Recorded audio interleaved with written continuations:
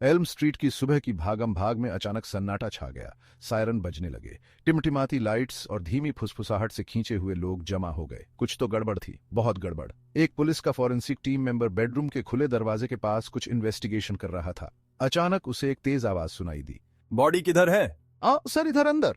वह team member अदब के साथ खड़ा होता हुआ बोला।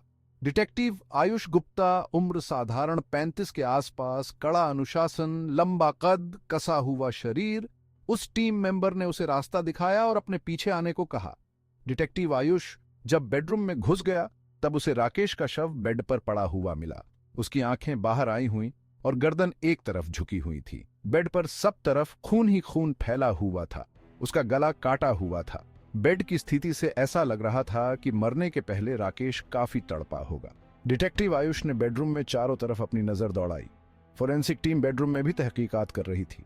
उनमें से एक टीम मेंबर कोने में ब्रश से कुछ साफ करने जैसा कुछ कर रहा था, तो दूसरा कमरे में अपने कैमरे से तस्वीरें लेने में व्यस्त था। एक फोरेंसिक टीम मेंबर ने डिटेक्टिव आयुष को जानकारी दी। सर, मरने वाले का नाम राकेश। फिंगरप्रिंट्स वगैरह कुछ मिला क्या? नहीं, कम से कम अब तक तो कुछ नहीं मिला, डिटेक्टिव आयुष ने फोटोग्राफर की तरफ देखते हुए कहा। हाँ, कुछ छुटना नहीं चाहिए, इसका ख्याल रखो। अचानक आयुष का ध्यान एक अजीब अप्रत्याशित बात की तरफ आकर्षित हुआ। वह बेडरूम के दरवाजे के पास गया। दरवाजे का लॉक और आसपास की जगह टूटी हुई थी। आयुष ने बोला, इसका मतलब खूनी शायद यह दरवाजा तोड़कर अंदर आया है।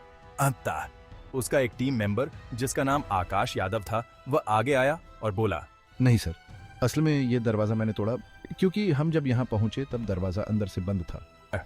तुमने तोड़ा? आयुष ने आश्चर्य से कहा। Yes sir. कहीं फिर से तुमने अपने पहले के धंधे शुरू तो नहीं किए? आयुष ने मजाक में लेकिन चेहरे पर वैसा कुछ ना दिखाते हुए कहा। हाँ सर, मतलब नहीं सर। आयुष ने पलटकर एक बार फिर से कमरे में अपनी पैनी नजर दौड़ाई, खासकर खिड़कियों की तरफ देखा। बेडरूम में एक ही खिड़की थी और वह भी अंदर से बंद थी। वह बंद रहना लाजमी था क्योंकि रूम में एसी लगा हुआ था। अगर दरवाजा अंदर से बंद था और खिड़की भी अंदर से बंद थी, तो फिर कातिल कमरे में कैसे आया? सब लोग आश्चर्य से एक दूसरे की तरफ देखने लगे। और सबसे महत्वपूर्ण बात की, वह अंदर आने के बाद बाहर कैसे गया? आकाश यादव ने बोला। आयुष ने उसकी तरफ सिर्फ घूर कर देखा। अचानक सबका ख्याल एक इन्वेस्टिगेटिंग ऑफिसर ने अपनी तरफ खींचा। उसको बेड के आसपास कुछ बालों के टुकड़े मिले थे। बाल? उनको ठीक से सील कर आगे के इन्वेस्टिगेशन के लिए लेनब में भेजो, आयुष ने आदेश दिया। तो आखिर किसने किया राकेश का कत्ल? क्या वो कोई इंसान था या कोई शैतान? कमेंट बॉक्स में हमें बताएं और आगे की कहानी सुनने के लिए लाइक और सब्सक्राइब करें।